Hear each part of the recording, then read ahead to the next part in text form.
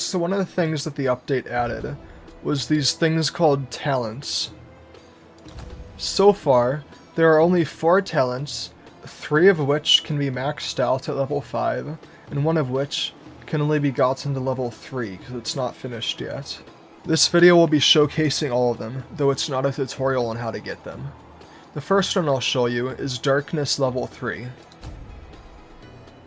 So at level 1, it has a fancy description saying an act of blasphemy is permanently marked to you by this site, giving you an aura, yada yada. But in truth, it does absolutely nothing. You get this cool looking aura around you. It's like Death Curse aura that Morden uses. A nice cyan and black, pretty cool looking. I personally main this talent because it gives me a cool Ghost Captain vibe.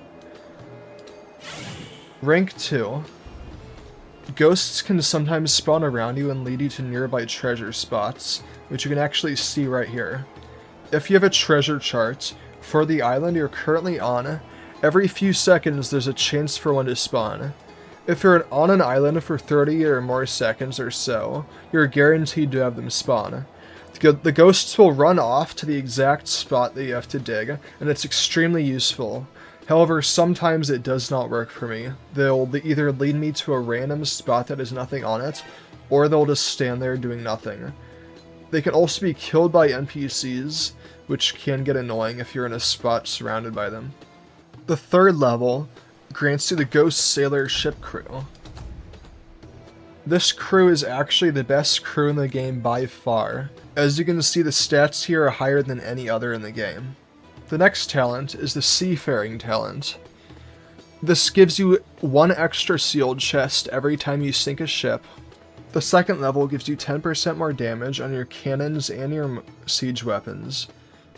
The third level makes it so that when you repair your ship, it costs 25% less supplies.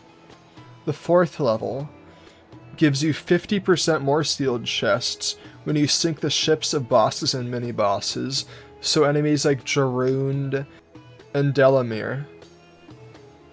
The fifth level grants you a tool that when used, a navy brig will sail to you and its men will help protect you. This is actually pretty useful, especially for the fleet system, because you can destroy the ship that you summon and add it to your fleet, essentially letting you summon a brig at any time. The next one is the Stealth talent. When you sneak up behind an enemy, you can hold F to trigger an assassination. This teleports you to them and does a big burst of their health. The damage scales with the higher the enemy's health is, meaning that even against bosses it's quite useful. Level 2 increases the damage you deal, and enemies can no longer aggro onto you unless you're directly in front of them. This essentially lets you sneak around behind enemies, which can be quite useful. However, it's rather gimmicky and doesn't always work. The third level increases your damage even further. You take 20% less fall damage as well. The fourth level gives you even more damage on the Assassinate, and it grants you an item called the Veil Accessory. When this is equipped, it's supposed to hide your health bar to players and reduce the range at which players can sense you. However, the health bar hiding mechanic does not appear to work. The final level increases your assassination damage even more, and every time you dodge, you turn invisible with a little puff of smoke. This is practically useless. The final talent is the Sentinel talent.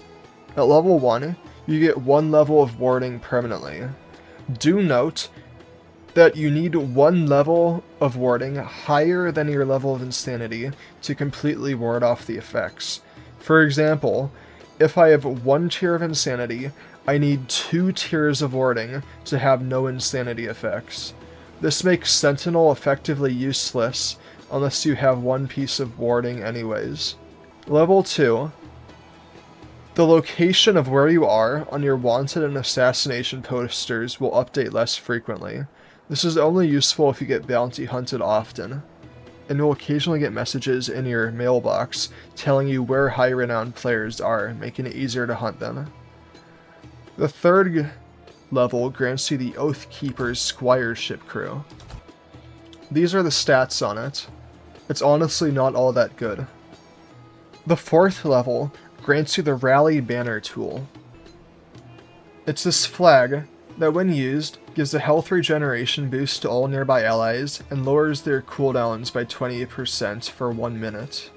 The 5th level grants you the Oath Diamond tool. When you use this, it gives you an aura that's based on your first magic, and it gives you 5% more damage and significantly increased passive energy regen. Note that this energy regeneration only affects your usable energy bar. It has nothing to do with your food.